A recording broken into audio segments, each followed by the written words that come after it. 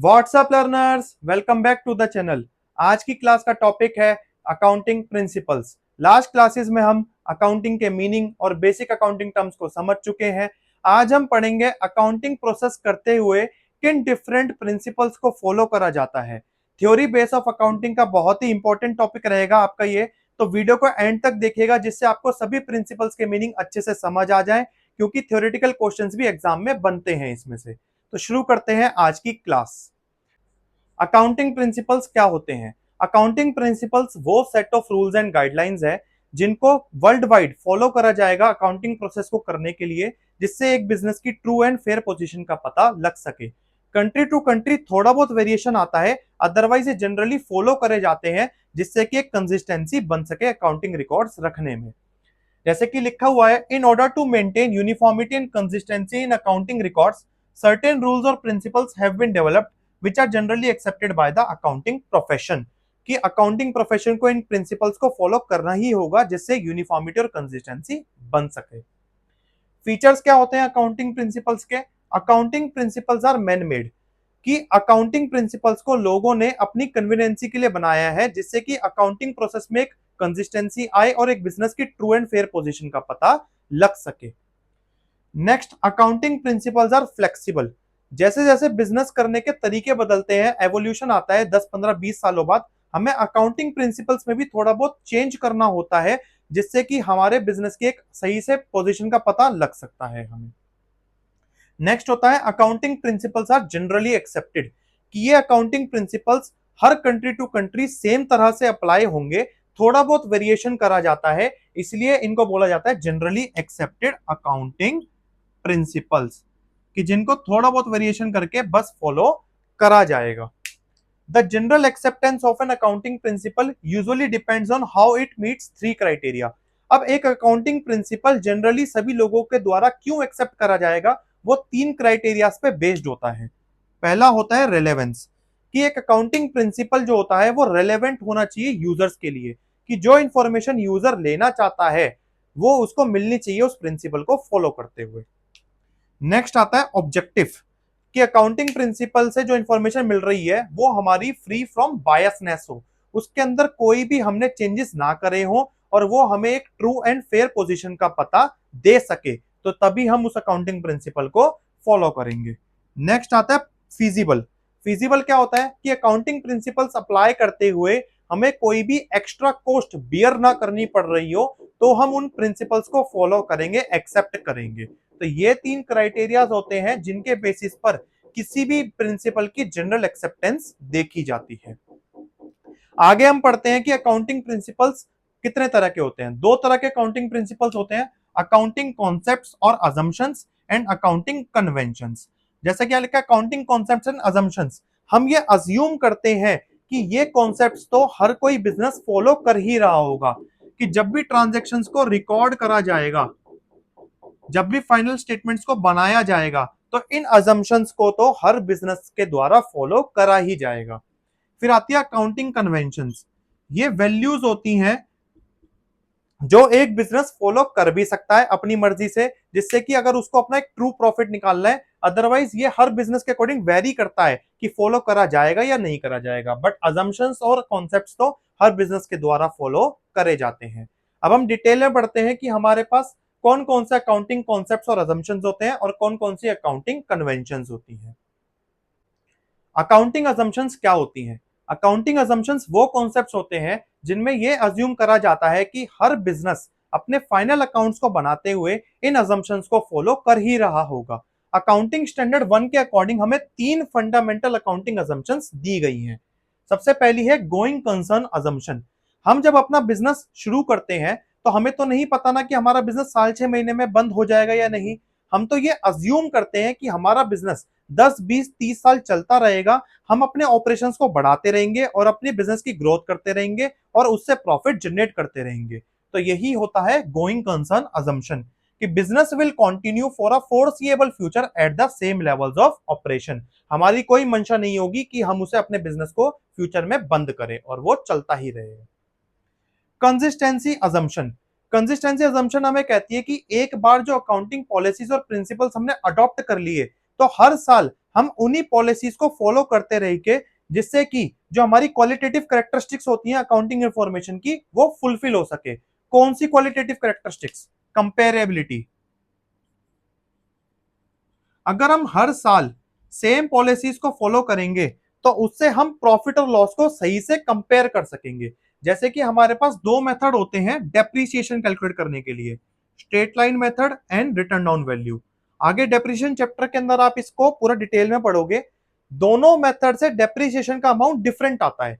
तो अगर हमने एक ईयर एसएलएम लगा दिया और एक ईयर डब्ल्यूडीवी लगा दिया तो हमारे दोनों साल के प्रॉफिट में चेंज आएगा, लेकिन मेथड चेंज होने की वजह से आएगा। तो इसलिए हम कंपैरिजन इजीली नहीं कर पाएंगे। तो ये कंपैरिजन इजी बनाने के लिए, अंडरस्टैंडेबल बनाने के लिए हमें हर साल सेम अकाउंटिंग पॉलिसीज को फॉलो करना होता है। Accounting practices and principles once applied shall be applied year after year to meet the qualitative characteristics of accounting information. ये है कंसिस्टेंसी असम्पशन। नेक्स्ट आता है एक्रूअल असम्पशन। एक्रूअल असम्पशन क्या कहता है? Transactions are recorded when they are entered into whether the amount is exchange और not. कि transaction होते ही उसको रिकॉर्ड कर दो, चाहे अमाउंट एक्सचेंज हुआ हो या ना हुआ हो। हमारे पास दो तरह की ट्रांजैक्शंस होती है ना, cash transactions and credit transactions. Cash transaction कैसे? जैसे मैंने रॉ मटेरियल परचेज करा और बदले में कैश दे दिया, तो इसको तो मैं तुरंत रिकॉर्ड कर दूंगा कि मेरे पास परचेज मैंने करी, रॉ मटेरियल आया और कैश चला गया। ऐसे ही जब मैंने स्टाफ से सर्विसेज लेकर सैलरी दी, तो मैंने सर्विसेज ली और सैलरी पे कर दी, तो मैंने सैलरी दे दी कैश में, इसे भी मैं रिकॉर्ड कर दूंगा। अब बात आती है क्रेडिट ट्रांजेक्शन की।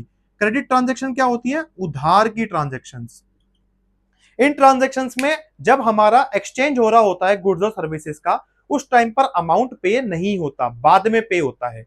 फॉर एन एग्जाम्पल, मैंने सेल करी उधार पर, सेल मैंने क्रेडिट पर करी गुड्स की अपने। कब करी थी मैंने? ये मैंने करी है 15 जुलाई को और मुझे इसका अमाउंट रिसीव होगा 20 जुलाई को। तो इस ट्रांजैक्शन को हम 15 जुलाई को भी रिकॉर्ड करेंगे। ये कहता है एक्रूअल असम्पशन कि इस टाइम पर एक्सचेंज तो हुआ ना गुड्स और सर्विसेज का, तो इस टाइम पर हम इसे क्रेडिट सेल के नाम से रिकॉर्ड कर लेंगे और इसके बाद 20 जुलाई को जब इसकी पेमेंट आएगी उस टाइम पर हम रिकॉर्ड कर लेंगे कि हमें डेटर से कैश रिसीव हो गया। क्योंकि जब भी हम सेल करते हैं क्रेडिट पर तो हमारे डेटर्स बन जाते हैं। तो पहले 15 जुलाई को डेटर्स के नाम पर रिकॉर्ड होगी, उसके बाद 20 जुलाई को रिकॉर्ड होगी कि डेटर से कैश आ गया है। इसे हम कहते हैं एक्रूअल असम्पशंस, कि ट्रांजैक्शन होते ही, एक्सचेंज होते ही रिकॉर्ड कर लो उस करंट ईयर की, एक साल की जितनी भी ट्रांजैक्शन होंगी, जैसे कि 2025 टू 26 ईयर है, तो पूरे साल की ट्रांजैक्शन को रिकॉर्ड करा जाएगा, चाहे हमने कैश दिया हो या ना दिया हो। तो ये तीन होती है हमारे पास अकाउंटिंग असम्पशंस। अब हम समझेंगे अकाउंटिंग कॉन्सेप्ट्स क्या होते हैं। अब हम पढ़ते हैं हमारे पास कौन कौन से डिफरेंट अकाउंटिंग कॉन्सेप्ट्स होते हैं। पहला है बिजनेस एंटिटी कॉन्सेप्ट। ये कहता है कि जब भी अकाउंटिंग करो तो बिजनेस को उसके ऑनर से हमें एक सेपरेट एंटिटी मानना होगा और जितनी भी एंट्रीज रिकॉर्ड होंगी बुक्स ऑफ अकाउंट्स में वो हमेशा बिजनेस के पॉइंट ऑफ व्यू से होंगी, ना कि ऑनर के पॉइंट ऑफ व्यू से। इसी वजह से जो कैपिटल है, कैपिटल को हमेशा एक बिजनेस के थ्रू लायबिलिटी लिया जाता है कि ऑनर ने बिजनेस को पैसा उधार दिया कैपिटल के नाम पर, बिजनेस एक सेपरेट एंटिटी है और बिजनेस का काम है उस कैपिटल से प्रॉफिट जनरेट करके ओनर को देना। तो हमें सारी एंट्रीज बिजनेस के पॉइंट ऑफ व्यू से ही रिकॉर्ड करनी होगी, ओनर के पॉइंट ऑफ व्यू से नहीं करनी। नेक्स्ट है मनी मेजरमेंट, कि केवल वही ट्रांजैक्शंस रिकॉर्ड करो अपनी बुक्स के अंदर जिनकी मॉनेटरी वैल्यू निकाल सको। जिनकी मॉनेटरी वैल्यू कैलकुलेट नहीं हो सकती उनको रिकॉर्ड नहीं करना है।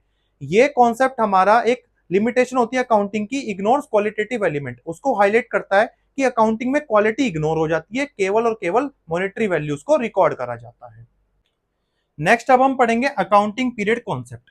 ये कहता है life of a business is broken into smaller period of 12 months known as accounting period.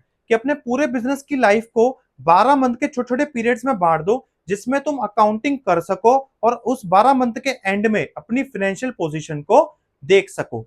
जैसे कि हमारे पास जो इंडिया में अकाउंटिंग पीरियड चलता है वो होता है फाइनेंशियल ईयर हमारा 1 अप्रैल से लेकर के 31 मार्च तक। जैसे कि जो करंट में चल रहा है 1 अप्रैल 2025 से 31 मार्च 2026 तक का। कि जब भी ईयर एंड आएगा तो ये 31 मार्च को हम अपने फाइनल अकाउंट्स को बनाएंगे।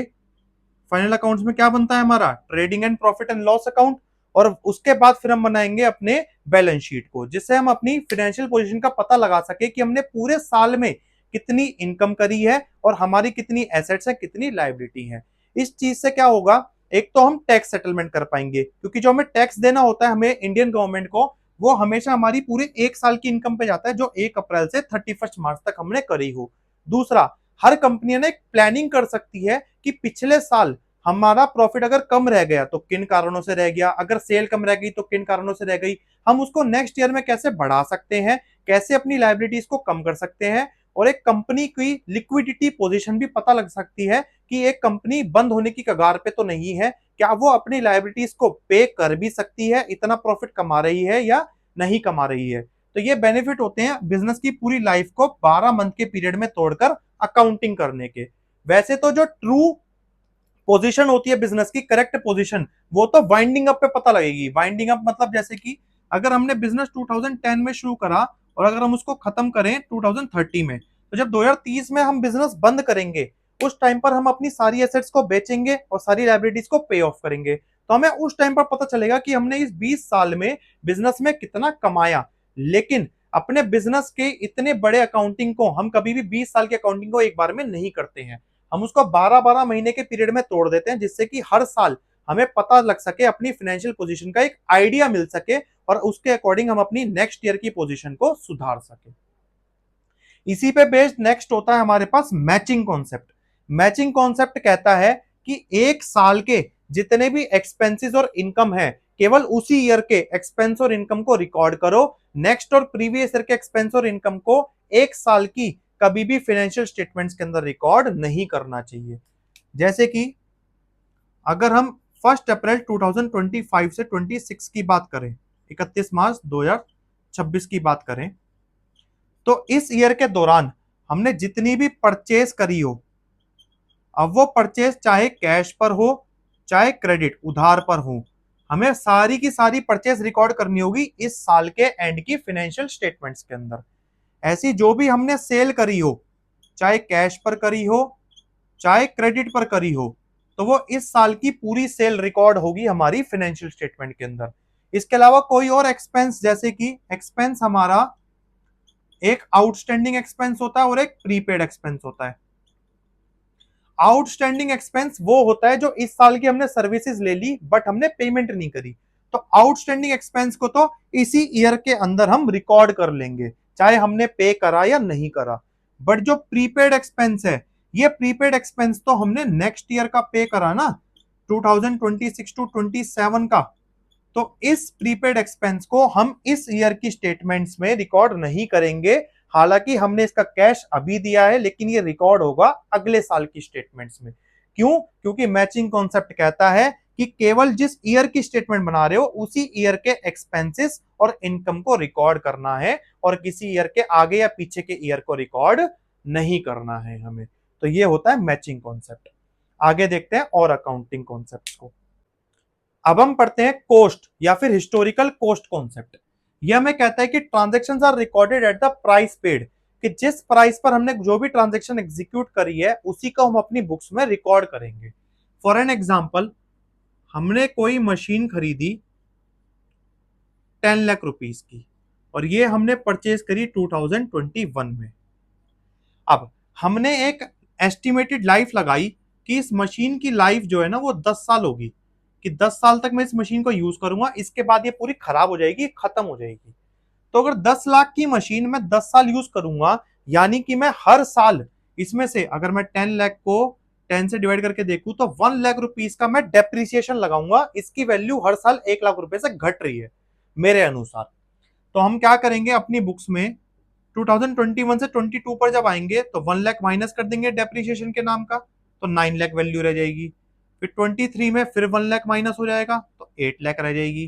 फिर 24 में फिर 1 लाख माइनस हो जाएगा तो 7 लाख रह जाएगी। इस तरह से 25 में 6 लाख रह जाएगी। फिर 26 ईयर के अंदर इसकी कितनी रह जाएगी, 5 लाख वैल्यू रह जाएगी। मतलब कि हमने अपनी मशीन को एक एक्वायरिंग कॉस्ट पर रिकॉर्ड करा, पास्ट में हिस्टोरिकल कॉस्ट पे, उस पास्ट में जो वैल्यू रिकॉर्ड करी उसके बाद उसकी लाइफ को एक एस्टिमेटेड लाइफ दे करके हमने हर साल एक अनुमानित डेप्रिसिएशन उस मशीन पर हम लगाते चले गए। तो ये कॉन्सेप्ट होता है हिस्टोरिकल कॉस्ट कॉन्सेप्ट। हम हर साल अपनी मशीन की वैल्यू को मार्केट में लगवा करके अपनी बुक्स में चेंज नहीं करेंगे कि मार्केट में अब उसकी कितनी वैल्यू रह गई, फिर कितनी रह गई, और हम उसको अपनी बुक्स में चेंज करते चले जाएं। ऐसा हम नहीं करते हैं। हम एक ही हिस्टोरिकल वैल्यू पे रिकॉर्ड करेंगे उसे, और हर साल एक एक एनुअल डेप्रिसिएशन, एक अनुमानित डेप्रिसिएशन हम उसमें से माइनस करते चले जाएंगे। तो ये होता है हिस्टोरिकल कॉस्ट कॉन्सेप्ट। आगे आता है डुअल एस्पेक्ट और डुअलिटी। डुअलिटी क्या कहता है? Every transaction has two aspects, debit और क्रेडिट ऑफ इक्वल अमाउंट। कि जो भी ट्रांजेक्शन होगी उसका असर दो जगह पड़ेगा, उसका एक डेबिट होगा और एक क्रेडिट होगा, और दोनों इक्वल अमाउंट के होंगे। जैसे एक इक्वेशन समझो, बैलेंस शीट में ये इक्वेशन हमेशा रहती है हमारी कि एसेट्स जो होती हैं उनका टोटल लायबिलिटीज और कैपिटल के इक्वल होता है। तो हम कोई भी ट्रांजेक्शन कर लें उसका इफेक्ट पड़ने पर ये हमेशा मेरी इक्वेशन सेटिस्फाई होगी, दो इफेक्ट होंगे उसके। फॉर एन एग्जांपल, मैंने क्या करा, एक ओनर ने बिजनेस में कैपिटल इंट्रोड्यूस करी 1 लाख रुपीज की। अभी कैपिटल जब आएगी बिजनेस में तो कैपिटल इंक्रीज हो जाएगी 1 लाख से, और ऐसे ही कैश आ जाएगा बिजनेस का 1 लाख। तो देखा ना आपने कि दोनों साइड 1 लाख मेरा ऐड हो गया। ऐसे ही जब मैं गुड्स की परचेज करूंगा, गुड्स मैंने परचेज कर लिए 20,000 पे, तो 20,000 मैंने कैश पे करा होगा और मेरे पास गुड्स आ गए होंगे। तो एसेट में ही एक माइनस हो गया और एक प्लस हो गया। तो हमेशा मेरा हर ट्रांजेक्शन का एक डेबिट होगा और एक क्रेडिट होगा, और मुझे दोनों एस्पेक्ट्स इसके रिकॉर्ड करके चलने होंगे, जिससे मेरी ये इक्वेशन हर बार सेटिस्फाइड रहेगी। तो ये होता है मेरा डुअल एस्पेक्ट कॉन्सेप्ट। नेक्स्ट आता है रेवेन्यू रिकॉग्निशन। रेवेन्यू रिकॉग्निशन मतलब अपनी इनकम को हम कब रिकॉर्ड करें अपनी बुक्स में। Revenue is recognised when the right to revenue is receive is established. कि जब मेरे पास अधिकार हो उस इनकम को रिसीव करने का। जैसे कि सेल करनी है हमें, ठीक है, तो सेल का ऑर्डर मेरे पास आया 20 जुलाई, 20 जुलाई को, ठीक है, लेकिन मैंने गुड्स की डिलीवरी डिलीवरी मैंने करी 25 जुलाई को, और इसके जो पैसे हैं, पैसे मुझे रिसीव हो रहे हैं 25 अगस्त को, ठीक है। तो ये 3 डेट्स आ गई। तो सबसे पहले ऑर्डर तो मेरे पास 20 जुलाई को आया है ना इस सेल का, लेकिन मैं 20 जुलाई को ही ये नहीं मानूंगा कि मैं यहाँ पर है ना हल्ला काटने लग जाऊंगा 20 जुलाई को ही कि मैंने सेल कर दी, पैसा आ गया, सेल कर दी, पैसा आ गया, और अपनी बुक्स में रिकॉर्ड कर लूंगा। ऐसा हम कभी भी नहीं करते हैं। क्यों नहीं करते हैं? क्योंकि अभी भी मेरे पास एक है ना राइट, एक अधिकार नहीं आया है कि मुझे ये इनकम रिसीव होगी। ये राइट कब आएगा मेरे पास? जब मैं ये गुड्स को डिलीवर कर दूंगा। कब डिलीवर कर रहा हूं मैं? 25 जुलाई को डिलीवर कर रहा हूं मैं। तो डिलीवरी करने के बाद अब चाहे कैश बाद में आता रहे, मुझे उससे मतलब नहीं है। मेरे पास राइट आ गया इस इनकम का 25 जुलाई को, तो मैं अपनी बुक्स में ये सेल रिकॉर्ड कर दूंगा 25 जुलाई को क्रेडिट सेल के नाम से। तो ये मेरी हो जाती है रिवेन्यू रिकॉग्निशन, कि जब तुम्हारे पास अधिकार आ जाए उस इनकम को रिसीव करने का तभी रिकॉर्ड करो, अदरवाइज मत करो। पहले से मत रिकॉर्ड करके चलो कि रिवेन्यू होने वाला है। नेक्स्ट आता है लास्ट कॉन्सेप्ट है, अकाउंटिंग कॉन्सेप्ट है ये मेरा, वेरीफिएबल ऑब्जेक्टिव कॉन्सेप्ट। ये हमें कहता है transactions are recorded on the basis of evidences. कि जो भी ट्रांजैक्शन हम रिकॉर्ड कर रहे हैं अपनी बुक्स में उसका कोई ना कोई एविडेंस होना चाहिए। ये नहीं कि हमने फर्जी कोई भी ट्रांजैक्शन रिकॉर्ड कर दी, वो ट्रांजैक्शन हमारी सारी पर्सनल बायसनेस से मुक्त होनी चाहिए। मतलब उसके अंदर कोई हमने बायसनेस के अकॉर्डिंग प्रॉफिट हमने बढ़ा चढ़ा के दिखा दिया, सेल हमने फेक सेल्स दिखा दी बिजनेस में जिससे कि हमारा प्रॉफिट ज्यादा हो जाए। तो ये ऐसी चीजें हमें नहीं करनी चाहिए कभी भी। हमेशा जो भी ट्रू एंड फेयर पोजीशन है बिजनेस की, जो भी ट्रू ट्रांजैक्शंस हो रही हैं उन्हीं को शो करना चाहिए, कि जिससे कल को कभी भी कोई भी हमारे बुक्स ऑफ अकाउंट्स का इंस्पेक्शन होने लगे तो इंस्पेक्शन होते टाइम पर कोई भी उसके अंदर फ्रॉड ना निकले, और हमेशा उनका एक ट्रू अमाउंट शो हो रहा हो। तो ये होता है वेरीफिएबल ऑब्जेक्टिव कॉन्सेप्ट। तो ये सारे थे हमारे पास अकाउंटिंग कॉन्सेप्ट्स। अब हम पढ़ेंगे अकाउंटिंग कन्वेंशंस। अब हम पढ़ते हैं अकाउंटिंग कन्वेंशंस क्या होती हैं। अकाउंटिंग कन्वेंशंस वो वैल्यूज होती हैं जो हर बिजनेस टू बिजनेस वेरी करती हैं। अकाउंटिंग कॉन्सेप्ट्स तो हर बिजनेस सेम तरह से फॉलो करता है, but accounting conventions her business अलग अलग तरीके से अपनी समझ के अकॉर्डिंग फॉलो करते हैं, क्योंकि ये उनकी वैल्यूज है। पहला इसके अंदर होता है convention of full disclosure. Full disclosure कहता है कि हर आइटम को, हर चीज को, बिजनेस की, चाहे वो इंपॉर्टेंट हो या ना हो, उसको हमेशा हमें अपनी बुक्स के अंदर रिकॉर्ड करना चाहिए। जब भी हम अपनी फाइनेंशियल स्टेटमेंट्स को बनाएंगे तो जितनी भी आइटम, जितनी भी बिजनेस रिलेटेड थिंग्स हैं, चीजें हैं हमारे पास, हमें हर चीज को उसके अंदर रिकॉर्ड करना होगा। चाहे तो फाइनेंशियल स्टेटमेंट्स के फाइनल अकाउंट्स के अंदर रिकॉर्ड कर लो, या फिर अपनी बैलेंस शीट्स के बाहर, बैलेंस शीट के बाहर भी हम उसको रिकॉर्ड कर सकते हैं। जैसे कि कंटिंजेंट लायबिलिटी होती है। अब एक कंटिंजेंट लायबिलिटी क्या है?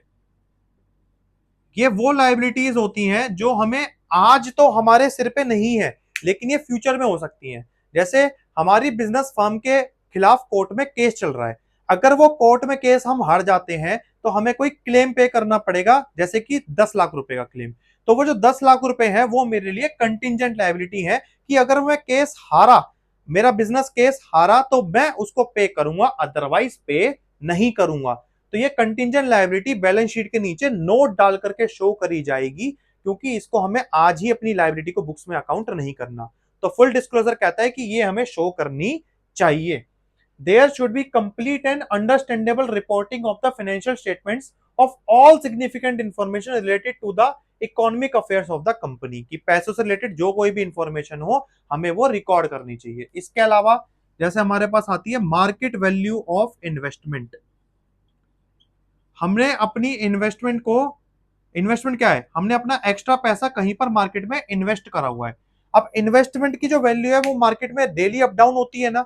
अब हिस्टोरिकल कॉस्ट कॉन्सेप्ट कहता है केवल एक्वायरिंग कॉस्ट रिकॉर्ड करो, लेकिन ईयर एंड में अगर हमारी इन्वेस्टमेंट या तो हमें प्रॉफिट दिखा रही है या लॉस दिखा रही है, तो उसकी जो एक्चुअल मार्केट वैल्यू है हम अपनी बुक्स में चेंज ना करके हम उसको नीचे बैलेंस शीट के शो करते हैं नोट में, क्योंकि वहां तो हम हिस्टोरिकल कॉस्ट कॉन्सेप्ट फॉलो कर रहे हैं, तो इसलिए वो एक्वायरिंग कॉस्ट पे रहेगी बैलेंस शीट में, और नीचे हम उसकी मार्केट वैल्यू को शो कर देंगे फुल डिस्क्लोजर फॉलो करते हुए। नेक्स्ट होता है कन्वेंशन ऑफ मटीरियलिटी। मटीरियलिटी बिल्कुल डिस्क्लोजर का उल्टा है। डिस्क्लोजर क्या कहता है, सारी आइटम्स को नोट करो, चाहे बैलेंस शीट में करो चाहे नीचे करो, लेकिन एवरी आइटम। मटीरियलिटी कहता है कि केवल वो इंफॉर्मेशन नोट करो जो जरूरी है, जो जरूरी नहीं लगती यूजर्स को वो रिकॉर्ड नहीं करें तो चल जाएगा काम को। एन आइटम और disclosure is material if it will influence the decision of the user. तो केवल जरूरी चीजों को ही रिकॉर्ड करना चाहिए। तो देखो आ गई ना वही बात की वैल्यूज हो गई। कोई कोई मटेरियलिटी फॉलो करेगा तो इंपॉर्टेंट चीजें दिखाएगा, कन्वेंशन फॉलो, वो फुल डिस्क्लोजर फॉलो करेगा तो सब कुछ दिखाएगा वो अपना। लास्ट है हमारे पास प्रूडेंस, कंजर्वेटिज्म। ये क्या कहता है, provide for all anticipated expenses and losses but do not account anticipated incomes and profit. कि अपने फ्यूचर के एक्सपेंस और लॉस के लिए आज ही पैसा बचा करके चलो। जैसे एक एग्जांपल के थ्रू आपको समझाऊं मैं, हेल्थ इंश्योरेंस होता है। हेल्थ इंश्योरेंस में हम क्या करते हैं कि हम अपना हर साल प्रीमियम भरते हैं। जैसे हमने एक साल में सपोज 50,000 रुपए प्रीमियम भरा, अब वो हम क्यों भर रहे हैं प्रीमियम, कि इन द फ्यूचर जब भी हमारे साथ कोई भी मिस हैपनिंग होगी और हम हॉस्पिटल में हॉस्पिटलाइज्ड होंगे, तो हॉस्पिटल के जितने भी एक्सपेंसेस होंगे वो हमारी जेब से इकट्ठा ना जाए। हमारा पैसा हेल्थ इंश्योरेंस के नाम पे इकट्ठा होता जा रहा है, और जब भी हमें फ्यूचर में इसकी जरूरत पड़े अगर, तो हम उस पैसे को वहां पर यूटिलाइज कर सकें। ये बहुत बढ़िया एग्जांपल है प्रूडेंस का डेली लाइफ का। तो वही प्रूडेंस हम बिजनेस में भी अपनाते हैं। तो बिजनेस क्या करता है कि जैसे सपोज बिजनेस को फ्यूचर में कोई बड़ा एक्सपेंस करना है, बिजनेस को कोई, हम रेंटल बिल्डिंग पे बिजनेस ला रहे हैं और बिजनेस को फ्यूचर में अपनी बिल्डिंग खुद की बनानी है। अब उस बिल्डिंग को बनाने में सपोज 50 लाख रुपीज लगेंगे, तो बिजनेस में क्या करेंगे हम, कि हम आज से ही उन 50 लाख रुपए को जोड़ना शुरू कर देंगे छोटे छोटे अमाउंट्स में, कि हर साल हम अपने प्रॉफिट का जितना भी टुकड़ा, जितना भी शेयर अपने प्रॉफिट का अलग निकाल के रख सके उस बिल्डिंग बनाने के लिए, हम उसको अलग करते रहेंगे। तो जिससे कि 5-10 साल बाद जब भी हम वो बिल्डिंग बनाने की सोचे तो हमारे पास कुछ पैसा पहले से इकट्ठा हुआ हुआ हो, जिससे हमें फ्यूचर में एक बहुत बड़ा लॉस, बहुत बड़ा झटका ना झेलना पड़े। तो इसलिए हम प्रूडेंस को अपनाते हैं कि जिसके अंदर हम जितने भी हम एंटीसिपेटेड सोच सकते हैं हम अपने एक्सपेंसेस और लॉसेस को, उसके लिए पैसा पहले ही सेव कर लो। बट प्रूडेंस ये भी कहता है कि कभी भी इनकम और प्रॉफिट को मत नोट करो। ये हमने रेवेन्यू रिकॉग्निशन में पढ़ा ना, कि रेवेन्यू तभी रिकॉर्ड होगा जब उसका राइट आ जाए। अगर हम पहले से सोचें कि हम फ्यूचर में हम सेल कर देंगे 10 लाख रुपए की और हम उसको आज ही रिकॉर्ड कर लें, नहीं, ये पॉसिबल नहीं है। इनकम के लिए कभी भी पहले से रिकॉर्ड नहीं करना है, बट लॉसेस के लिए पहले से ही सेविंग करके चलो। वो बड़े बूढ़े कह गए हैं ना कि फ्यूचर के लिए कुछ पैसा बचाना चाहिए, तो वही चीज प्रूडेंस कहता है कि फ्यूचर के लिए बिजनेस के पैसा बचा के चलो। जैसे कि हमारा जो क्लोजिंग स्टॉक होगा, क्लोजिंग स्टॉक क्या होता है, ईयर एंड में जो माल हमारा बिका नहीं, उसकी दो वैल्यूज होंगी, एक तो कॉस्ट प्राइस जो हमने रिकॉर्ड करा हुआ है, और दूसरा उसका नेट रियलाइजेबल वैल्यू यानी मार्केट वैल्यू, जो हम सोच सकते हैं कि मार्केट में ये इतने का तो बिक ही जाएगा। अब इन दोनों में से जो भी वैल्यू कम होगी, which ever is lower value, हम उसको रिकॉर्ड करेंगे कि हम आज से ही सोच के चल रहे कि हमारा कम प्राइस पर बिकेगा माल, फ्यूचर में ज्यादा पे बिक जाए तो हमारा प्रॉफिट है। तो ये प्रूडेंस हो गया मेरा। इसके अलावा जैसे provision for bed debts, bed debts कौन होते हैं, वो डेटर्स जो मेरा पैसा नहीं देते, पैसा नहीं देते। अब अगर डेटर मेरा पैसा नहीं देंगे फ्यूचर में तो लॉस होगा ना, तो मैंने एक अनुमान लगा लिया कि मेरे डेटर सपोज 1 लाख रुपीज के हैं बिजनेस में, उसमें से 10% ऐसे हैं जो मेरा पैसा मार लेंगे, पैसा नहीं देंगे, तो मैंने उनके लिए क्या बना दिया, एक प्रूडेंस यानी प्रोविजन, प्रोविजन बना दिया मैंने कि जब भी वो फ्यूचर में अगर लॉस करते भी हैं तो मैं उस लॉस को झेल सकूं, और अगर उन्होंने पैसा दे दिया तो ये मेरा प्रॉफिट हो जाएगा। तो ये होता है प्रूडेंस का कॉन्सेप्ट। तो आज की क्लास में हमने समझा कि किन डिफरेंट अकाउंटिंग प्रिंसिपल्स को फॉलो करा जाता है अकाउंटिंग प्रोसेस को करने के लिए। आई होप आपको ये टॉपिक अच्छे से समझ आ गया होगा। चैनल के साथ जुड़े रहिएगा आगे की वीडियोस के लिए।